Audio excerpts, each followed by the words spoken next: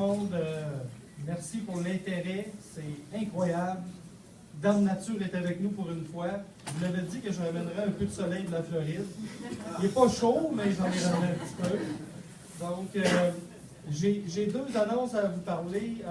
Vous savez, le petit blog de rouler électrique, ça a commencé parce que moi, j'ai eu la première volte en Mauricie. Okay? Moi, je demeure à Trois-Rivières. Et fait que j'avais l'impression de radoter parce qu'évidemment, tout le monde me demandait les mêmes questions. Donc, par paresse, j'ai dit, ben, je vais faire un blog. Ça va être juste une couple d'heures par semaine. Et comme ça, je vais les envoyer sur le blog. Comme ça, je vais arrêter de me répéter. Et aujourd'hui, c'est maintenant rendu rouler électrique que j'ai quitté mon ancienne carrière en télécommunication depuis décembre. Et je suis à temps plein dans rouler électrique. Mais c'est tellement gros les besoins que je ne fournis pas. Puis rouler électrique, c'est une équipe. On est plusieurs contributeurs dans rouler électrique. Puis ça ne fournit pas. Donc, je vous annonce maintenant deux partenaires qui embarquent dans rouler électrique. Je vais leur demander de venir en avant. Serge Beauchemin et Martin Bouchard, s'il vous plaît, venez en avant, s'il vous plaît.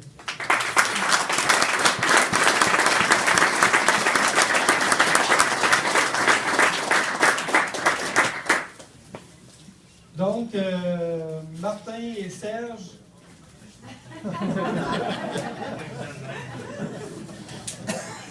Oui, effectivement, il y a une désynchronisation un petit peu. Donc, Martin et Serge investissent dans rouler électrique.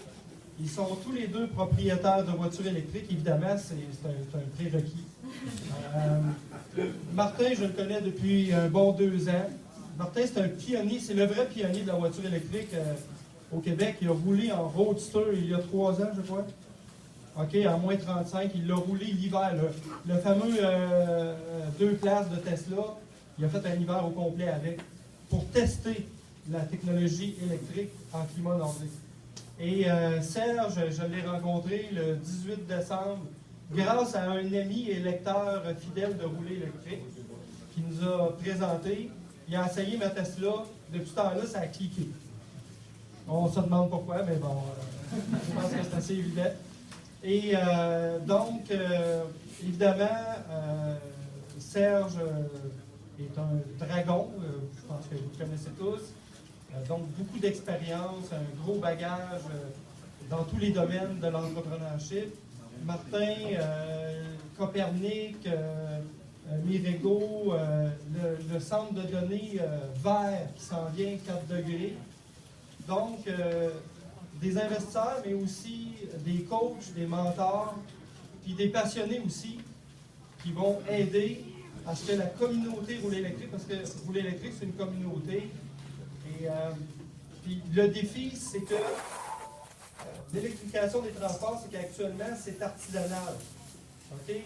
Le processus pour être autonome avec une voiture électrique est complexe. C'est pas automatique. Okay? Il faut des bornes, il faut c'est quoi les besoins en transport, il faut être capable de se recharger au travail. Il faut des affiches qui disent que c'est réservé à une voiture électrique. C'est niaiseux, là, mais tous ces petits détails-là, il faut y penser. Et c'est les défis que le portail roulé électrique se donne. Puis, le deuxième volet de l'annonce, c'est que le roulé électrique distribue, commercialement parlant, une borne de recharge puissante 240 volts exclusivement. Et je demanderai à Jean-Marc de venir parce qu'il y a la borne ici. Donc, oh, ouais.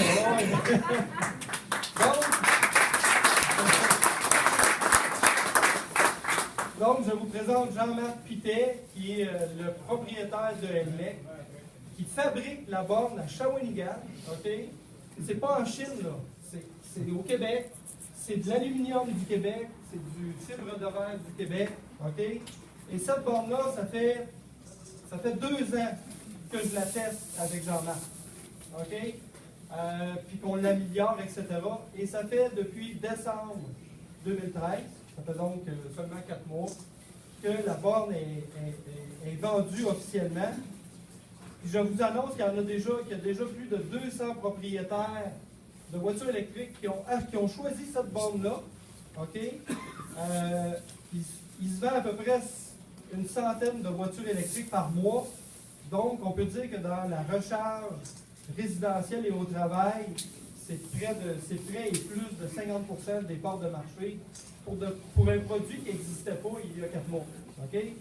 Et évidemment, toute cette équipe-là, tout cet écosystème-là, moi, c'est un peu ça que je vois, là, un écosystème de l'électrification des transports. On fait tout ça, OK, de façon passionnée. Puis, il y a maintenant dehors, au fond, OK, où il y a la BMW i3, et donc, il y a le grand frère de cette borne-là, qui est comme 2 fois plus grosse, elle a la même forme, mais c'est une borne de 100 ampères. Okay? Au lieu de 30 ampères, qui est la norme qu'on voit actuellement. Le problème, c'est qu'une borne de 30 ampères, quand tu es propriétaire d'une Tesla, okay, c'est parce que ça prend 14 heures à charger. Okay? Si tu es là pour la nuit et tu dors, tu fais des grosses nuits, il n'y a pas de problème.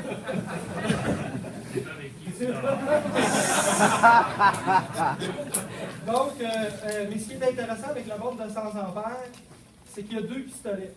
Donc, tu es tout seul, tu plugues, ben, tu as le maximum.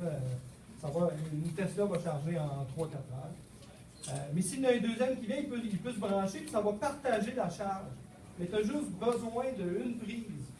Et ce qui nous a amené à innover de ce côté-là, toujours avec Jean-Marc, puis je dois dire toute la communauté de rouler électrique, le Club Tesla Québec aussi, ce qui nous a amené à innover de ce côté-là, c'est le Café Morgane. Je pense que tout le monde connaît le Café Morgane à Trois-Rivières-Ouest. Il y a 50 voitures électriques par semaine qui rechargent là. Okay? C'est énorme. Puis là, il a commencé avec une borne de 30 ampères. Puis même pas 6 mois plus tard, il en a ajouté une deuxième parce que là, ça faisait la file, là, puis là, ça marchait pas, là, d'attendre. Fait que là, il a mis une deuxième borne, mais lui, il a un panneau de 400 ampères, c'est un café. OK? Il ne peut pas avoir du 2000 ampères là, quand même. Il y a un panneau de 400 ampères, mais là, il est rendu qu'il a dédié 140 ampères pour ces 2 bornes. Ben, s'il met une autre borne, ben là, il ne peut plus faire de café. Là, il y a un problème. Donc, en mettant la borne double, celle que vous voyez, là, c'est un prototype, OK? Elle va être disponible dans 3 mois, OK? Et à un tarif extrêmement compétitif. Comme je vous dis, là, c'est pas obligé d'être fait en Chine pour être pas cher, OK? Ça peut être important de le mentionner. Le produit est fait au Québec, mais à des prix extrêmement compétitifs. Extrêmement compétitifs. Et de haute qualité. On ne fait pas ça en plastique qui gèle à moins 40. Là. OK? Donc, pour en revenir, donc, le Café Morgane va pouvoir utiliser ces bornes-là, puis là, il va se retrouver à être capable de charger 4 voitures électriques avec la même infrastructure électrique. Donc, il vient de doubler sa capacité. Là, vous allez me dire, ouais, mais après ça, quand il va en vouloir 8, ben, on va faire des bornes à 4 pistolets, il n'y a pas de problème. Jean-Marc qui travaille déjà dessus. Donc, bref, c'était les 2 nouvelles qu'on veut vous annoncer. Puis, comme vous voyez, c'est dynamique. Au Québec, là, on est vraiment capable d'être un leader en électrification des transports. Il n'y a pas juste la Norvège, il n'y a pas juste la Californie. On a beaucoup de travail à faire. Vous savez qu'il y a une pétition zéro émission qui est en cours, OK, qui va être repris par le député du comté de Champlain qui a pris la place de Mme Champagne. OK? Et on veut arriver avec plusieurs dizaines de milliers de signatures à l'Assemblée nationale pour dire, là, regardez, là, aux États-Unis, il y a 10 États là, qui n'ont une loi zéro émission. Là. Puis là, le Vermont, il va avoir, par exemple, la Mercedes B200, OK? Parce qu'on n'a pas de loi zéro émission, ben, ils ne viennent pas la commercialiser ici au Québec, mais nos voisins au Vermont sont juste 700 000 habitants, OK? Eux autres, ils vont l'avoir. Donc, on a encore des défis à faire, mais regardez, aujourd'hui, là, on va battre un record, puis on ne le battra pas de justesse, là. On va le battre comme il faut, le record du plus grand nombre de voitures électriques. C'est au Québec que ça arrive. Donc, je vous remercie.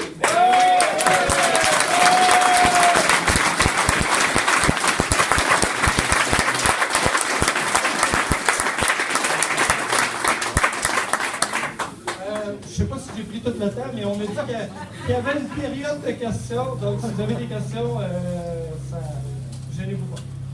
Fait que tu